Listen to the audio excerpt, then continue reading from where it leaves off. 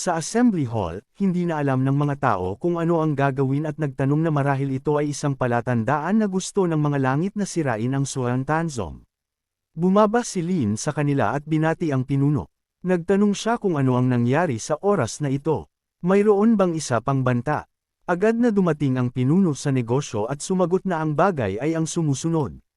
Ilang taon na ang nakalipas, ang estado ng Wei ay nasa ilalim ng proteksyon ng kanilang sekta. At kamakailan, isang mensahe ang natanggap mula doon na humihingi ng tulong. Nagulat sila na ang mga kakaibang kaganapan ay nangyayari sa buong bansa, na nagreresulta sa mga tao na namamatay ng maramihan. Ang mga bangkay ay mukhang kakilakilabot na ang lahat ng dugo ay sinipsip sa kanila.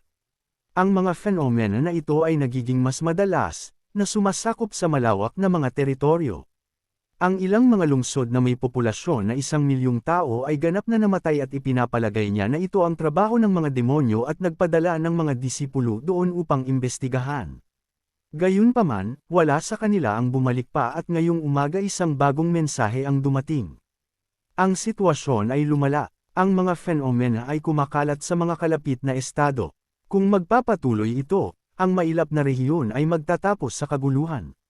Bilang karagdagan, ang kanilang sekta ay mawawala ng potensyal na mga disipulo, na magpapahina sa kanila.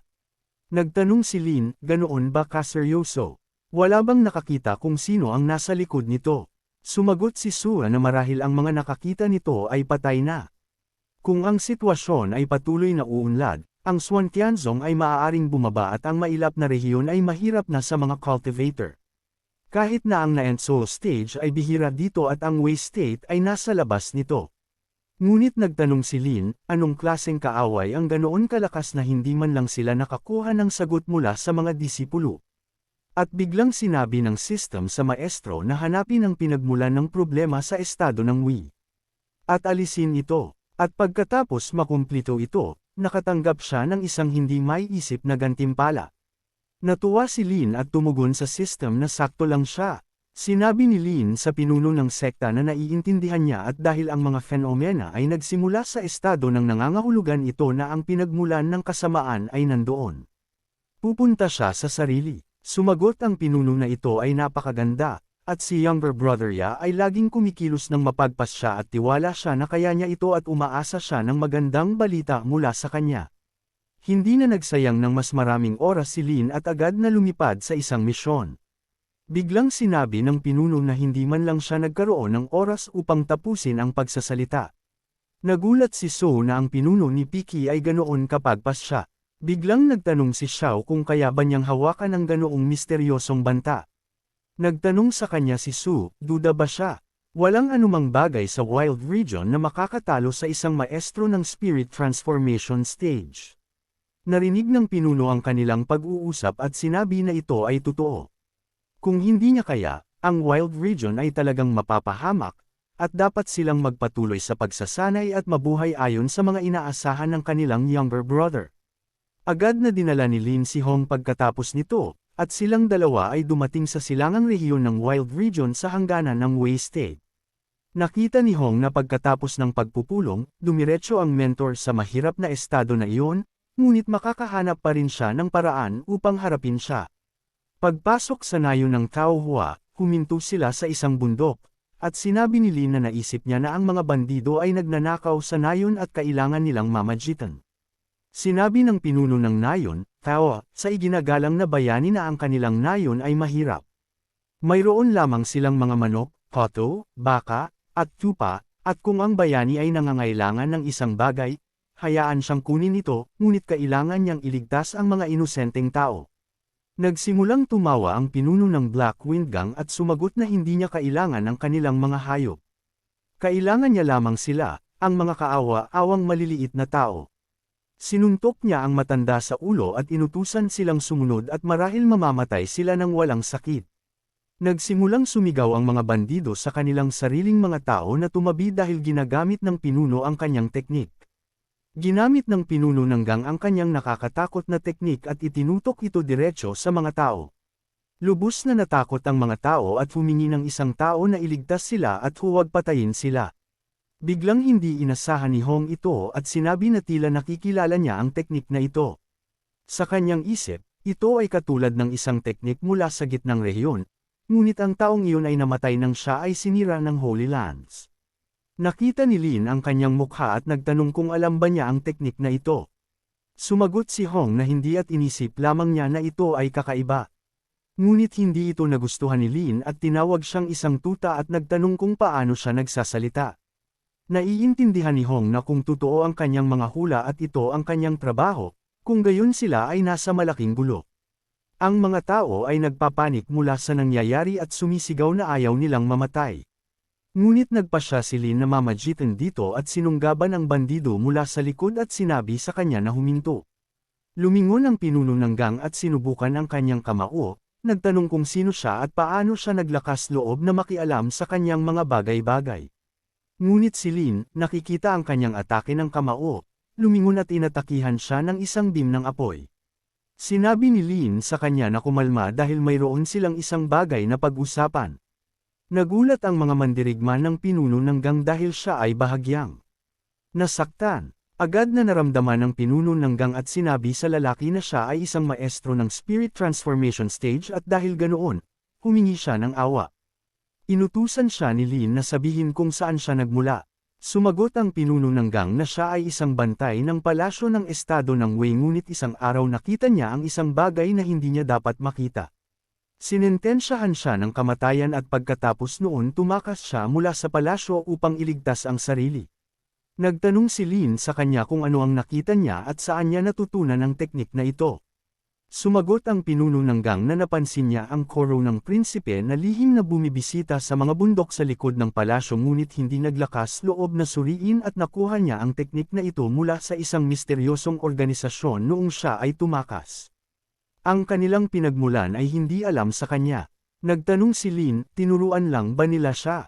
Tiningnan ng pinuno ang kanyang mga tauhan at sumagot na hiniling nila sa kanya na gamitin ang teknik na ito upang sumipsip ng dugo ng mga tao upang dagdagan ang kanyang lakas at ginawa niya ito para sa kaligtasan. Hindi alam ni Lin ang iba pa. Naisip niya ito at sinabi na tila mayroong isang malaking organisasyon sa likod nito. Ang kanilang mga aksyon ay maaaring may kaugnayan sa lahat ng mga kakaibang fenomena na ito. At nagtanong siya kay Hong kung ano ang naisip nito. Naisip ni Hong sa sandaling ito na ang mga paraan ng pagtuturo ay masyadong katulad sa isang tao. At buhay pa ba siya? At bakit siya narito sa mailap na rehiyon? Ngunit pagkatapos ay sinabi niya sa mentor na hindi niya alam. Ngunit sa katunayan, naiintindihan niya na kung ang taong iyon ay nasa likod nito, kung gayon si Lin ay hindi makakayanan sa Spirit Transformation Stage at ang estado ng Wei ang magiging katapusan niya. Biglang nagpasya si Lin na suriin kung sinabi ng bandido na ito ang lahat sa kanila. At gamit ang kanyang teknik, pumasok siya sa kanyang subconscious. Tiningnan ni Lin ang lahat ng kanyang mga alaala at sinabi na hindi siya nagsinungaling, ngunit inalis niya ang isang mahalagang bagay.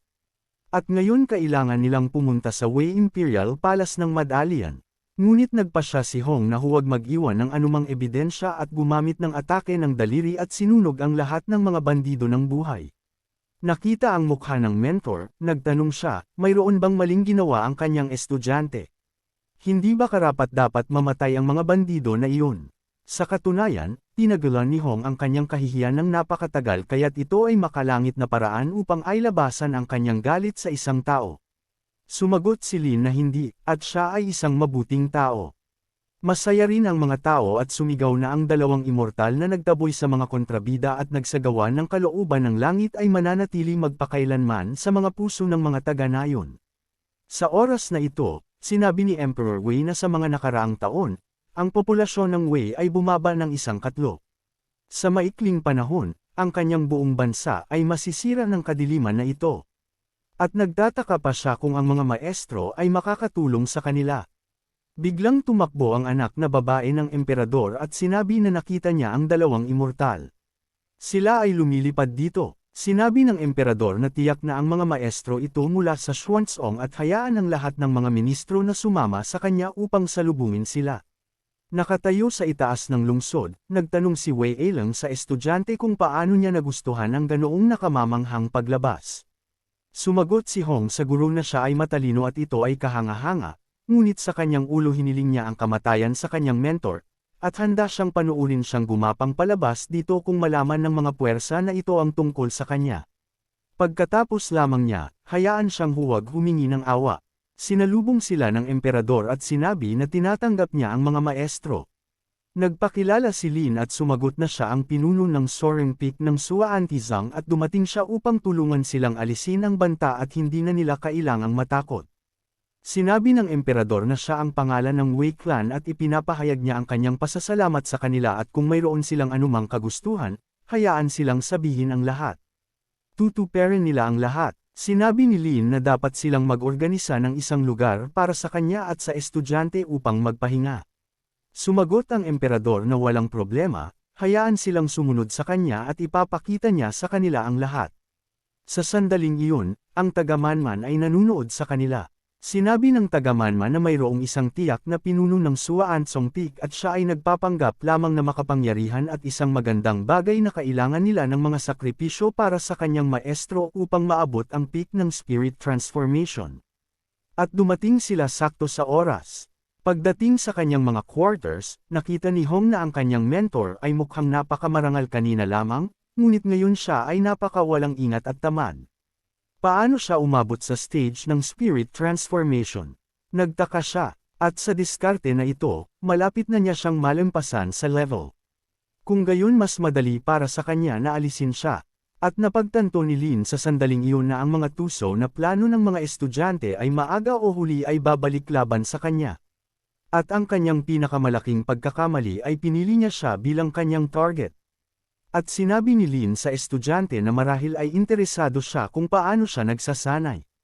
Hayaan siyang magdala ng tubig upang mahugasan niya ang kanyang mga paa. At kung siya ay komportable, tuturuan niya siya ng kanyang mga pamamaraan. Nagalit si Hong at nagtanong sa kanya kung ano ang sinabi niya. At naisip niya na ang ilang maestro mula sa isang liblib na lugar ay sumusubok na turuan siya ng cultivation. Noong panahon, maging ang mga immortal ay natuto mula sa kanya. At kung pag-uusapan ang tungkol sa pagiging mentor, mas katulad siya ng ninuno nito. Nagtanong si Lin sa disipulo kung ano ang halaga niya. Gusto ba niyang magpatuloy sa paglilinang? At bata pa siya at gustong magpatuloy na umasa sa kanyang mga matatanda. Alam ni Hong na siya ang pinakadakilang pinuno ng fire cult at kailangan niyang hugasan ang mga paa ng isang taong tulad niya. Marahil oras na para tapusin niya ang kasinungalingan na ito. Biglang, may kumatok sa pinto at sinabi na mayroon siyang mahalagang impormasyon tungkol sa mga kakaibang fenomena sa estado ng harmony. Tumayo si Lin at nagtanong kung sino siya. Sumagot ang lalaki na siya ang koro ng prinsipe ng Wei State at ang kanyang pangalan ay Xiao Hang. Ito ay tungkol sa kapalaran ng buong bansa at hiniling niya sa kanila na makinig sa kanya. Sinabi ni Lin sa kanya na pumasok at ano ang kanyang madaliang negosyo. Nakita ang prinsipe, napagtanto niya na ito ang isa na gustong sirain ng mga bandido na iyon. Ngunit hindi siya mukhang katulad ng sinabi nila. Bagaman, totoo ba talaga ito? Sinabi ni Prince Hang sa mga immortal na mayroong isang lihim na hindi pa niya nasasabi sa kanyang ama. Pinaghihinalaan niya na ang pinagmula ng kasamaan sa estado ng harmony ay konektado sa mga bundok sa likod ng palasyo. At kamakailan lamang sa gabi, nakita niya ang ilang lumilipad na demonyo na lihim na lumipad sa kuweba. At sa mga nakaraang araw, ang mga dalaga ng korte at mga eunuchs ay madalas na nawawala. At sa tingin niya ito ay konektado, at narinig din niya ang kanilang kaluwalhatian at alam pa na tanging sila lamang ang may kakayahang iligtas ang mga tao ng estado ng harmony at hinihiling niya. Sa kanila nasirain ang mga lumilipad na demonyo na ito sa mga bundok. Hindi naramdaman ni Lin ang anumang banta sa mga bundok sa kanyang banal na kamalayan sa sandaling ito. Ang taong ito ay alinman nagsisinungaling o may depensa na maaaring magdulot sa kanya ng problema. Sumang-ayon si Lin at sinabi sa kanya na ipakita sa kanya ang kuweba at tingnan kung ano ang plano ng prinsipe. Pagkatapos ay nagpasalamat si Prince Hang sa immortal at sinabi sa kanila na sumunod sa kanya, at sa kanilang tulong, tiyak na aalisin nila ang kasamaan sa estado ng harmony. Han din ay nananabik para sa kanyang kamatayan at pagkatapos ay gustong makipag-usap sa kanya. Bigla, sa gabi, sa daan, nakita sila ng babae at nakilala ang kanyang nakatatandang kapatid na lalaki, ngunit alam niya na ang kanyang nakatatandang kapatid na lalaki ay karaniwang gumagawi ng nakakainis. Binalaan siya ng ama ng higit sa isang beses, ngunit hindi siya bumuti. Naglakas loob siyang makipagkita sa mga maestro mula sa Suan Chenzang ng lihim. At ngayon kailangan niyang madalian na ipagbigay alam sa kanyang ama. Nang dumating siya sa mga bundok, sinabi ni Lin sa koro ng prinsipe na ang lugar na ito ay hindi mukhang bahay ng mga lumilipad na demonyo, hindi ba? Biglang sumagot ang prinsipe na dumating na sila. Natuwa si Lin at sinabi na sa wakas ay makikita na nila kung ano ang itinatago niya rito. Sumagot si Prince Hang na hindi niya inaasahan na lalakuan siya, ngunit hindi niya inaasahan na siya ay madaling mailigaw at darating dito, at masyado siyang tiwala sa kanyang mga kapangyarihan at hindi naiintindihan na laging mayroong mas malakas pa. Han ay sumugod sa kanya at nagtanong, gusto ba niya silang pigilan din?